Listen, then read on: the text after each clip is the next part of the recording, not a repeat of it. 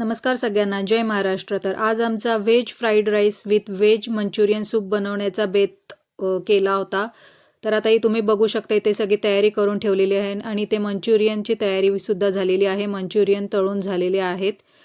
तर आता भातही एका साईडला आम्ही वाफवून घेतलेला आहे.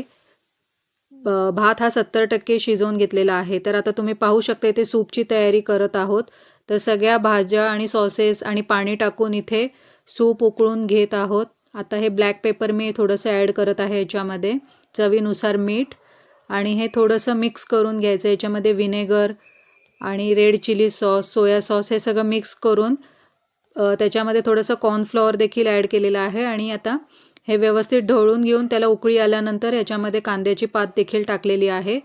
तर आता हे व्यवस्थित थोडंसं उकळी आली, त्याचं टेक्स्चर घट्ट झालं की आपण गॅस बंद करून एका साईडला हे ठेवून देणार आहोत.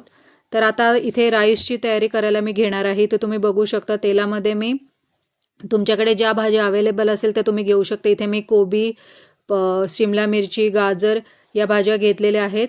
एकदम लास्टला मी कांद्याची पात ॲड करणार आहे. तर तिथे ते थोडं राईस टाकून आपण त्याच्यामध्ये मंचुरियन ॲड करणार आहोत. हे मी मंचुरियन इथे कट करून घेत आहे कारण थोडेसे मोठे पीस माझ्याकडून तळले गेले होते.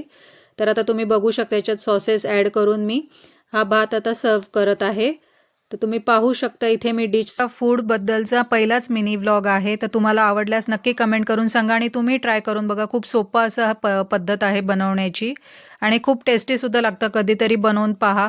तर आता मी टेस्ट करण्यासाठी घेत आहे डिशमध्ये सर्व करून, आणि खूप छान अशी टेस्ट झाली होती त्याची. तर आता भेटू नेक्स्ट व्लॉगमध्ये. तोपर्यंत टाटा, बाय बाय, जय महाराष्ट्र.